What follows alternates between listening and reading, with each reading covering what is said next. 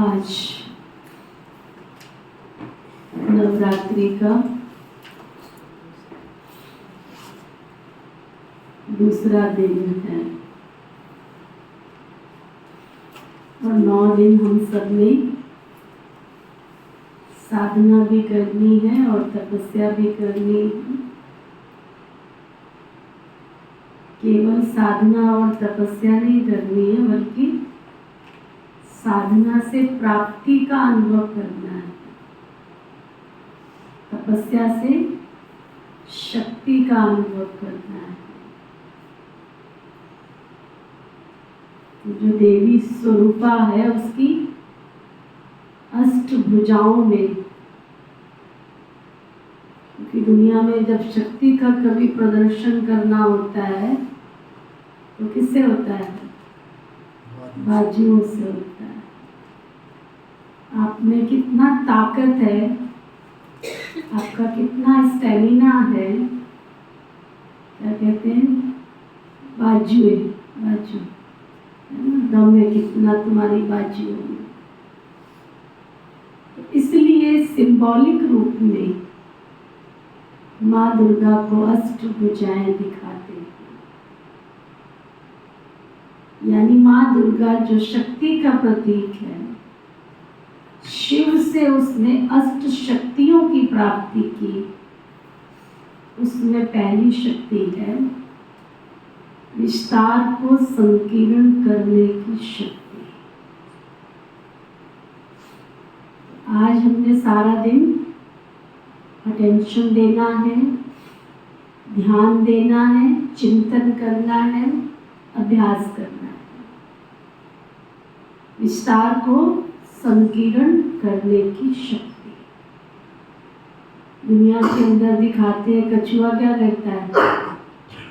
जब कारोबार होता है तो अपनी कर्म इंद्रियों को बाहर निकालता है और जब कर्म इंद्रियों से कारोबार पूरा हुआ तो समेट लेता है। फिर उसके ऊपर भले ना ट्रक चल जाए, भले ना पहाड़ गिर जाए, किसी भी चीज से प्रभावित नहीं होता है जब वो अपनी कर्म इंद्रियों को समेट लेता है। क्योंकि कोई भी त्योहार केवल एक बार आता है। दीपावली एक दिन की होगी, होली एक दिन की होगी, दशहरा एक दिन का होगा। तो नवरात्रि जो सिंबॉलिक रूप में 9 दिन मनाते माना, अभ्यास का हमें समय मिल जाता है। तो विस्तार को संकीर्ण करने की शक्ति, कछुए के समान अपनी कर्म इंद्रियों को आज हमने सारा दिन अभ्यास करना है। अपनी बॉडी से डिटैच होने का, अपनी बाह्यात बातों से डिटैच होने का, अपने कर्म बंधनों से डिटैच होने का, अपने रिश्तों में उनकी मनोभावनाओं से डिटैच होने का। रिश्तों से डिटैच नहीं होना है। आप दुनिया में देखो, अगर कोई बच्चा जुड़वा पैदा होता है तो क्या जीवन सरल होता है? सरल होता है? मुश्किल होता है ना, क्योंकि एक को खाने का मन कर रहा है, एक को नहीं कर रहा है, एक को सोने का दिल कर रहा है, दूसरे को नहीं कर रहा है, एक को दुख हो रहा है, दूसरे को नहीं हो रहा है। दोनों के भाव स्वभाव संस्कार में तो अंतर है ना, भले वो शरीर से जुड़े हुए हैं। तो उनको क्या करना पड़ता है? ऑपरेशन करके उनको अलग करना पड़ता है। और जब ऑपरेशन करके अलग हो जाते हैं तो फिर जैसे मर्जी वो खाए, जैसे मर्जी चले, सबका इंडिपेंडेंट होता है। इसी अनुसार परिवार के बीच में रहते हुए परिवार से हमको अलग नहीं होना है, लेकिन अपनी भावनाओं को उच्चतम श्रेणी का बनाते हुए अपने संकल्पों को श्रेष्ठ बनाना है। कैसे?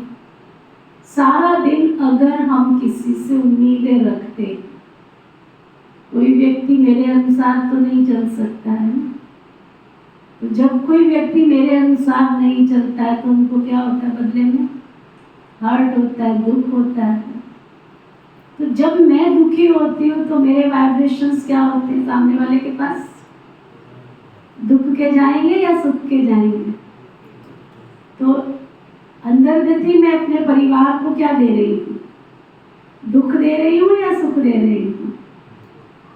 है ना, गहरी फिलॉसफी है ना। तो आज सारा दिन हमने अभ्यास करना है, किसी से भी हमने किसी भी प्रकार की कोई उम्मीद नहीं रखनी है कि वो मेरे अनुसार चले। रास्ते में आप जा रहे हो, 3 व्यक्ति आप साथ में मिलके जा रहे हो, अगर एक खड्डे में गिर जाए अचानक, तो ये जरूरी है कि वो जो आपके साथ में 2 व्यक्ति और थे वो भी खड्डे में गिरे? जरूरी है? क्या करेंगे? जो 2 बाहर है वो क्या करेंगे? उसको निकालने का प्रयास करेंगे। तो परिवार के जो सदस्य हैं हमारे, उनको हमें छोड़ना नहीं है, लेकिन अपनी श्रेष्ठ संकल्पों की शक्ति से, वाइब्रेशन की शक्ति से उनको दिया बनकर देना है। शास्त्रों के अंदर दिखाते हैं पार्वती जी को और शिव जी को।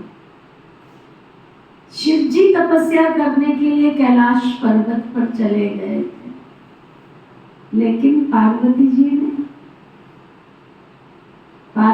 ने घर नहीं छोड़ा था, उन्होंने तपस्या की घर में रह के। तो पार्वती जी जो सिंबॉलिक रूप में है कि घर में रह के तपस्या करने का प्रतीक, यानी घर छोड़कर जंगल में जाने की आवश्यकता नहीं है। घर में रहते हुए भी हम तपस्या कर सकते हैं। पार्वती जी के आगे जब वो तपस्या करते हैं तो उनके इर्द गिर्द में 2 गाय दिखाते हैं। वो 2 जो गाय दिखाते हैं, वो गाय किसका प्रतीक है? एक गाय है सीक्रेट।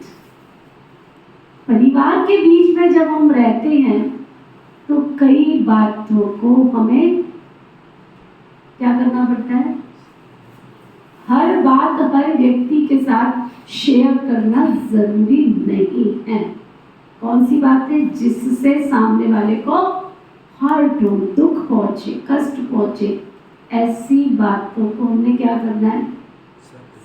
मान लेना है, सीक्रेट रखना। दूसरा, गाय क्या करती है? गाय सिंबॉलिक है, गाय की हर चीज यूज होती है।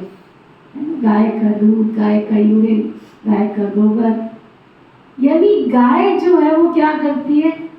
अपने जीते जी भी देती है, हर चीज उसकी अमृत के समान है, यानी देना।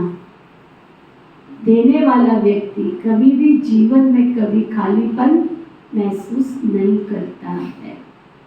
तो आज सारा दिन हम क्या अभ्यास करेंगे? विस्तार को संकीर्ण करने का। माना जितना बड़ा हमारा विस्तार है, घर का, कारोबार का, रिश्तेदार का, नातेदार का, परिवार का, बातों का, बिजनेस का, उन सब चीजों को हमने आज पूरा दिन अभ्यास करना है। संकल्पों से, मन से, वाणी से, कर्म से, detach of the body, detach of the thought, detach of the संकल्पों से, संकल्प की शक्ति से। और ये अभ्यास अगर हम करेंगे तो केवल क्या होगा? आज ही नहीं, अगर मैं एक दिन ये अभ्यास कर सकती हूँ तो क्या सारी उम्र नहीं हो सकता है? एक दिन मेरे में ताकत आ सकती है तो सारी उम्र नहीं आ सकती है क्या? तो मैंने आज सारा दिन अपने चारों तरफ श्रेष्ठ संकल्पों का ऑरा बनाना है, प्योर थॉट का ऑरा बनाना है, आभा मंडल बनाना है। किसी से भी मैंने किसी भी प्रकार की इच्छा नहीं रखनी क्या बनना है मुझे? देवी स्वरूपा, देने वाली बनना है। क्योंकि दुख कहाँ होता है? जहाँ लेने की कामना होती है। कष्ट कहाँ पहुँचता है? जहाँ लेने की कामना होती है। तो मैं कौन हूँ? मैं सबको क्या सुख देने वाली देवी हूँ, प्यार देने वाली देवी हूँ, मैं सबको सम्मान देने वाली देवी हूँ, मैं सबके कष्ट में उसको सहयोग देने वाली देवी हूँ। तो इस तरह से आज पूरा दिन हमने एक शक्ति जो अष्ट शक्तियों में से सबसे बड़ी शक्ति है, विस्तार को संकीर्ण करने की शक्ति, बड़ी बातों को छोटा करना, बड़ी बड़ी बातों को थॉट सिस्टम में डालना ही नहीं है। अपने जो हमारा थॉट सिस्टम है उसमें डालना ही नहीं है। बड़ी कब बनती है बात? छोटी बात बड़ी कब बनती है? जब हम अपने परिवार में से हमारे अंगी संगी साथी, चाहे वो घर का है, चाहे परिवार का है, चाहे हमारे दूर के रिश्तेदार हैं, चाहे बिजनेस के जो भी आपस में कर्मचारी हैं, जो भी हमारे कर्म क्षेत्र पर संबंध में आते हैं, उनसे जिस दिन हमें लेने की भावना पैदा होती है, वहीं से हमारे जीवन के अंदर कष्टों की और दुख की शुरुआत हो जाती है। तो आज सारा दिन क्या अभ्यास करना है? हमने जो भी हमारे इर्द गिर्द हैं, मैं उनसे सुपीरियर, मैं सशक्त हूँ, मैं शक्तिशाली हूँ, मैं कौन हूँ? मैं वो दिया हूँ जो देने वाली शक्ति हूँ। ठीक है? तो अपने थॉट सिस्टम में डालना है, मैं सबका भाग्य बनाने वाली कौन हूँ? श्रेष्ठ भाग्यवान शिव शक्ति, अर्थात विस्तार को संकीर्ण करने वाली, बड़ी बात को छोटा करने वाली आत्मा। ठीक है? पूरा दिन अभ्यास करना। अच्छा।